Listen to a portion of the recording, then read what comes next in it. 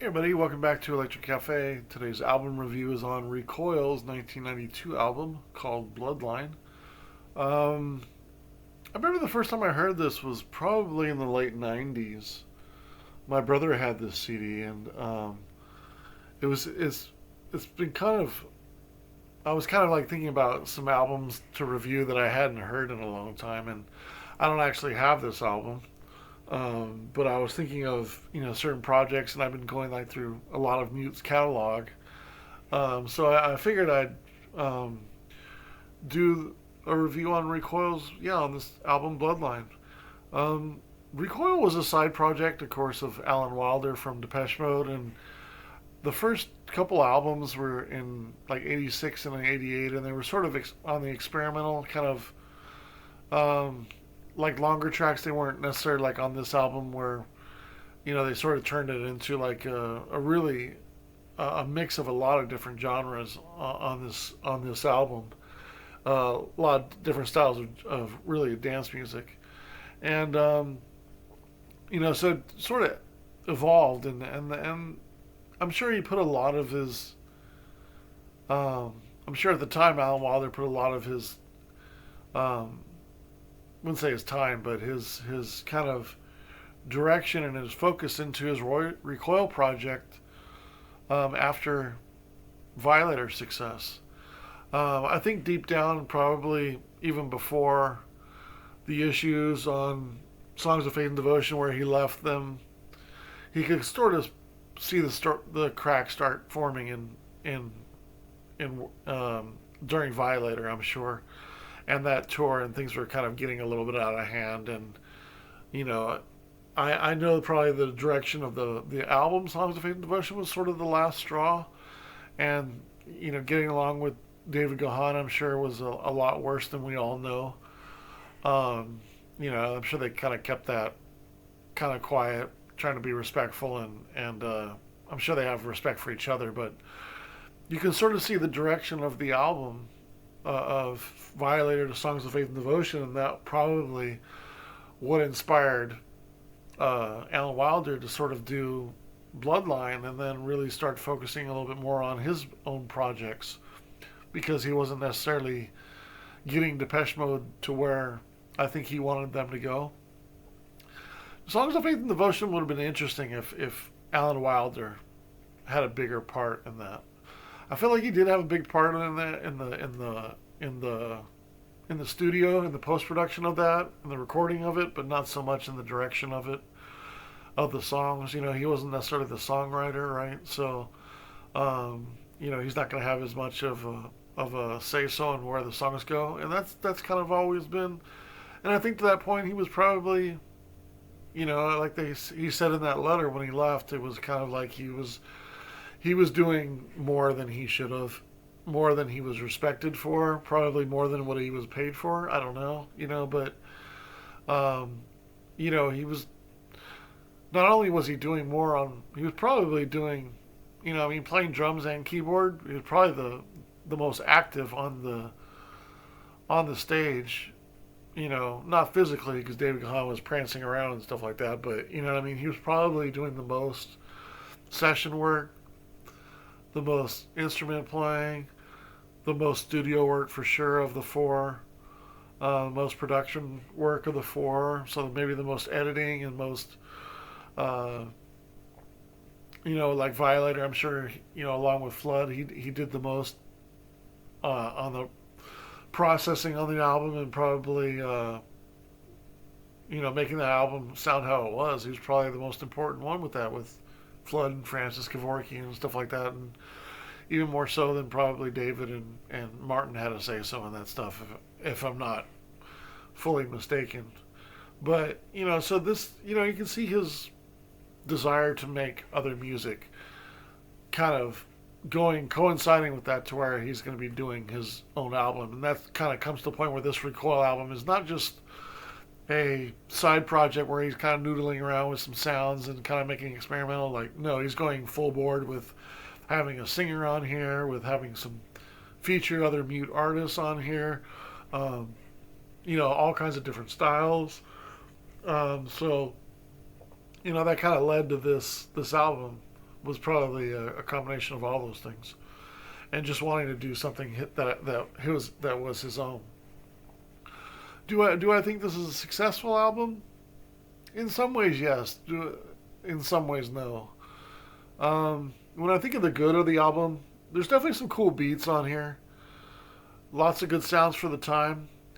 Um, but there's a lot of opportunities with the album too. There's man, I don't know if I want to go into it right now or if I want to go into the songs because I might repeat myself if I go to the songs. But let's go since we're talking about the overall. Um, there's a lot of little things on here. First off, the samples are too loud in a lot of the songs. Some of the songs are too loud. Some of the voices are too loud in some of the songs. When you're mixing an album, when you if you start out with a loud sound and then you're building on top of it, it just gets to the point where it's just all too loud, right? I'm really surprised that Alan Wilder that Alan Wilder. This is the only ever thing I was like, wow, Alan Wilder's involved in this, and it doesn't sound that great. It's just the overall mixing of the album. There's just very loud, and it's not like a mastering issue because this is 1992. It's just you're starting out with a loud song and you're mixing a loud song and just everything is too loud. There's so much going on that there's parts in songs where it's really loud, which is again it's surprising considering Allender is so so in tune with the studio and I would think I think he kind of got a little bit lost in trying to be unique and different on this album and try all these different sounds. And I think he was really excited probably with the sounds and sort of pushed them a little louder than they maybe should have. There's not a lot of like reserved moments in this album. They're all, especially the dance songs, are very a mix of like industrial and new wave or just electro and some a little bit of rave. I wouldn't say rave music, but techno and stuff in there. And you know, it's there's a lot of plus he's mixing them into sort of there's vocals on there, there's samples on there, there's some strings on there, there's so much going on. The levels just become like so loud. It's really kind of surprising. Um, it's kind of like when you layer things. It there's really you start trying to make out sounds stand out, and then you just get to the point where there's no headroom in your track and everything. So you just almost want to start over and just redo the mix of the volumes of everything because there's just no headroom on these tracks at all. I almost feel like he's trying too many different styles in the song in the album a little bit. Um, the fade outs don't make sense. There's like three tracks that are up tempo and a lot going on, and they fade out, and they're long fade outs. That makes no sense. Um, Generally, you want to do fade outs on like choruses or harmonies or something melodic or something. You don't imagine taking like Head Like a Hole and then fading it out, right? It's just it's just like there's songs that are really up tempo and stuff like just need to end. Like they just need to break down real quick and end or what have you. But to fade out something that's really up tempo and a lot going on when it's like the peak of the track and it's to fade out and it's a long fade out for like 30, 40 seconds, you're kind of like, is the band like, are they like driving off? Are they, because still a lot going on and everybody's playing, everything's going on, and the sound's just kind of drifting off, and you're kind of like, it doesn't sound right. Case in point, the last track um, is the most melodic track, and that fade out goes great because there's not a lot going on in it. It's kind of melodic and kind of minimal and kind of spacey, and it fades out great. But I think it's Freeze, or no, I think it's um, I think it's like Bloodline and maybe like Curse. Edge to Life is a better fade out because it's melodic. Um, I can't remember the other one, but I think it's Curse and Bloodline and maybe like one other one where the fade outs are just like, it's kind of strange. I'd love to ask Alan Wilder about this album and see if he second guesses himself on these and see if I'm not necessarily correct in my opinion, but I'm curious if he wouldn't want to do things differently. And everything's in retrospect, but a lot of people don't do fade outs now. I really like fade outs. I think fade outs are really unique. But I would never again do a fade out on something that's really up tempo like this and dancey. So I'm curious, but that was the times back then. There was a lot of fade outs on albums, and I'd be curious to think if what he thinks about some of these songs fading out. If he's just like, oh, I shouldn't have done that. That sounds dumb. Um, there's only 7 songs on the album. Granted, a lot of them are long, but there's only 7 songs. More like an EP, a dance EP, than really an album. But that's still about that length of an album. It's probably pushing 45 minutes. Um, the tracks individually, Faith Healer, I got 2.25 stars. This one features Douglas McCarthy from Nitzareb. The sounds are kind of dated, unfortunately, and that's another opportunity with the album. Excuse me. When you try to be so different and unique and up and new, you kind of run the risk of being dated. And in this particular time, is really hard. A case in point, like, I beg to differ with a lot of people who think "Vary" by Pet Shop Boys is a great album.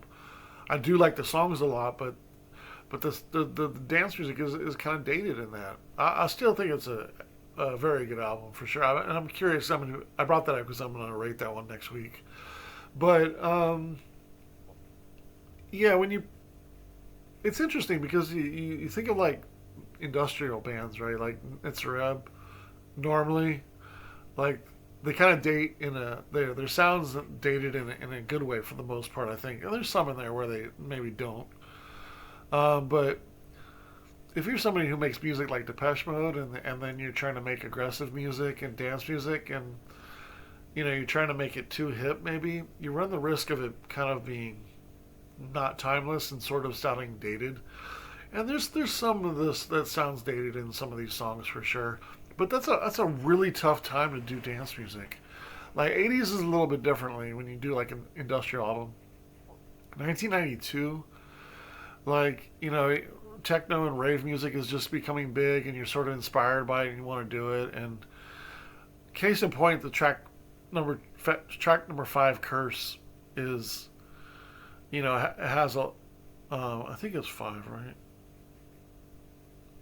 It could be 5 or 6, but it just kind of sounds like older electronics, and nothing goes off really ravey in this album, thank God. But I hate to see them like kind of do that. But there's a little bit of that. Like I think Alan Wilder is kind of taken or impressed by Moby at the time, because not only does he work on this album a little bit, but and the last track, Freeze, sounds like a Moby track.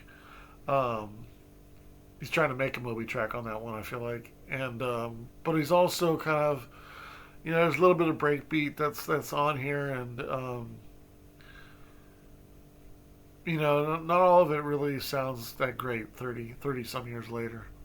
But that's not the time. That's because you're running into those newer genres that are really hip at the time, but they kind of like they don't maybe age as well.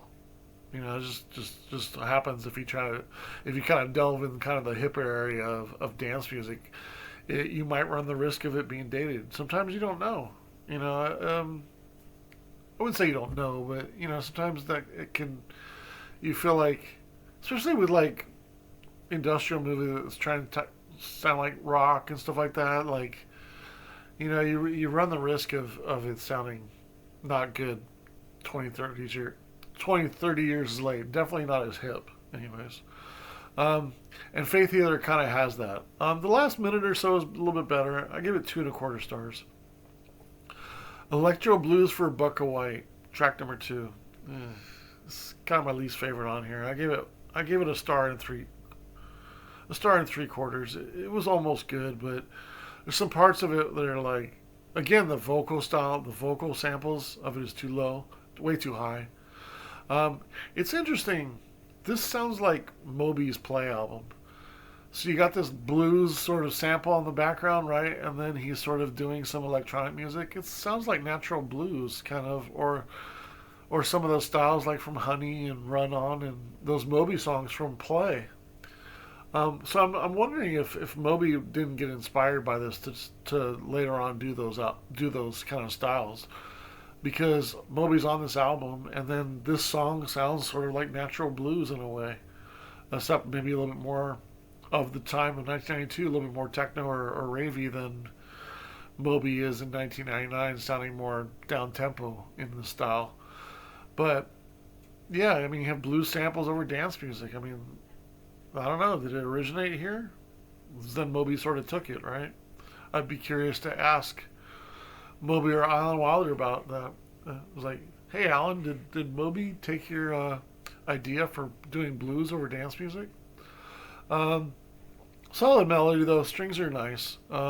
Towards the end, they kind of helped the track out. The first couple of minutes were a little bit rough. I was like, it's kind of clever, but it's but man, some of the vocals are so loud. The voices too. Just, um, the Defector, cool beats. It's track number 3. The Defector, cool beats, nice strings, electro, industrial sounding. It sounds a little bit like Frontline Assembly. It's better than the last two. Definitely some good sounds on here.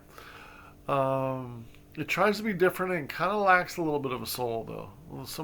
The music kind of it becomes a little demo sounding. It doesn't necessarily sound like, I don't know. You go to Edge of Life, the next track, and you're like, this album's all over the place. But again, Defector is better than the first two. I think it's a good track though. 2.5 stars. Edge to Life features Tony Halliday from The Curve. Great singer on his voice. Really kind of cool the fact of her talking in the background and her singing also. Um, really nice melodic moments. 3 minutes and 3 seconds of the track. At 3 minutes and 3 seconds to the end, just beautiful. Love that melody that comes in, those strings. It doesn't get it does get a little too loud, like I was saying, when the strings come on and the vocals and stuff. There's not a lot of headroom in that track. It becomes a little loud for a second, but man, is that song amazing. Um, I gave it 4 stars. It's just the last 3 minutes and 10 seconds are just amazing. Melodic, sensual, grooving. The bass is funky. Backing vocals. I miss you. So good. So great track. I love that track. 4 stars all day. All day. Great track. It makes me kind of wonder, like, he did such a great track they did such a great job on this song. And then just some of the other ones are just kind of like, is he trying to be like Nitzareb? Is he trying to be too aggressive and unique? But then he makes a track like this and it's so smooth. I wish there was more like this. Track number 5, good track. It reminds me with the rapping. It sort of reminds me of MC 900 Foot Jesus's debut album, which was right around this time. So, and that was also, I think, was MC 900 Foot Jesus. Was he put on after Network? Did he go to? Was it Profile or Priority, or did he go to Mute? But I think he's really inspired by MC 900 Foot Jesus, because this song sort of sounds like it. It's pretty cool. The rap might have been cool in 1992, but again, another thing, putting scratch, it's kind of like putting scratches over beats. Back in 92, you're like shibby jibby jibby jibby. You're like, yeah, it's cool back then, but now it kind of sounds kind of silly. Sort of having a hip hop guy rap over this one, it doesn't work as probably it does now as much as it did then. I don't know. It's okay though. I gave it 2 stars. It's a good track though. Bloodline I like a little bit better. It's a bit noisy. finally at 3 minutes and 15 seconds got some softer electronics. Like it's almost like a break for your ears. Everything is so loud on this album. God, it's mind blowing how loud this album is. Um, Finally at 3:15 though, some good melodies, a nice softer electronics. Of course, then it gets loud again, but I do like a lot of the parts in here. 2.5 stars. And then the final track, Freeze. It's a solid melody, kind of sequencer thingy. Uh, again, I think Alan's trying to be like Moby and do a Moby track. It's pretty good. It doesn't really kind of go to where you kind of hope it would sort of develop into something. It sort of gets to something and sort of just fades out, and it really doesn't really amount to what I feel like it's going to hint at because it's so, it's so back and forth with the melody hook. Um, it's a bit manic, the main melody, and then it really doesn't evolve to where it could for me. But I really, really like the last 90 seconds. It's more spacey. It stops that manic sound, and then it has a really nice fade out. I really like that part. It saved the track for me, even though this is one of the more melodic ones that would be up my alley. I got it 2.25 stars. Um, it sounds like I'm kind of like hard on this album, but I think I'm hard on it because it's got Alan Wilder, who's not on the shirt, on this album. So I feel like Alan Wilder is amazing, and I hadn't heard this album for quite a while. I always remember Edge to Life because that's my favorite track on here, and now I can see why it's my favorite track. Without that one, this album's kind of a little disappointing. There are some good dance moments on here, but some of them are dated. But just kind of a lack of songs on here, and just kind of sounds like a dance EP, which is a little bit disappointing. Um, I think it's a pretty good album, though. I mean, I take the stars, and it's 17.25 stars divided by 7, so 2.46. So it's right on the top of. It's almost a pretty good, but without a 4-star track on here in Edge to Life, this album would be okay. That song saves it from being pretty good. Without it'd be in the lower 50s, I think. Um, you know, but yeah, it's a good album. It's just kind of, I don't know. Maybe I'm overanalyzing, but I feel like I'm overanalyzing because it's more geared towards dance music and electronic music, and that's where I am. So it's kind of like listening to one of my favorite bands all the time, Depeche Mode, and it's like having one of their members make a dance song. Like if I've never heard Martin Gore and Vince Clarke's MGVG whatever stuff, but I know I probably won't like it, but because I think the type of minimal techno that Martin Gore is into at the time, and even when he did the Counterfeit too, um, I don't like his style of that he's into of minimal techno. I just don't. I think it's kind of boring and kind of dry and not really atmospheric, and it's lacking. Whenever you go see the Depeche Mode live, I think Martin Gore picks the music in between the bands, and you always hear this kind of like techno, and rarely it's any good. Um, I'm pretty sure he picks it, and I've heard some of his set list back when he used to DJ, and the minimal techno he plays is kind of I don't think it's up to par with what's out there. Um, you know, that's why a lot of those producers end up remixing Depeche Mode tracks that he's into, like your uh, Trent Moeller, and all these kind of hip producers that he gets, these hip dance producers that he gets to remix Depeche Mode records that aren't very good. But man, I could go on all day about how Depeche Mode remixes suck after the middle '90s, but except for a couple, but not as good as the middle '80s to middle '90s. Like those remixes were great, most of them, anyways. A lot of them. But yeah, that's my thoughts on Bloodlines, Recoil. Maybe I'm being a little too harsh. I don't know, but Just kind of some dated sounds and not enough songs. More melody. Less trying to sound like Nitzareb. But yeah, 58 out of 100. Pretty good album. All right, thanks for listening.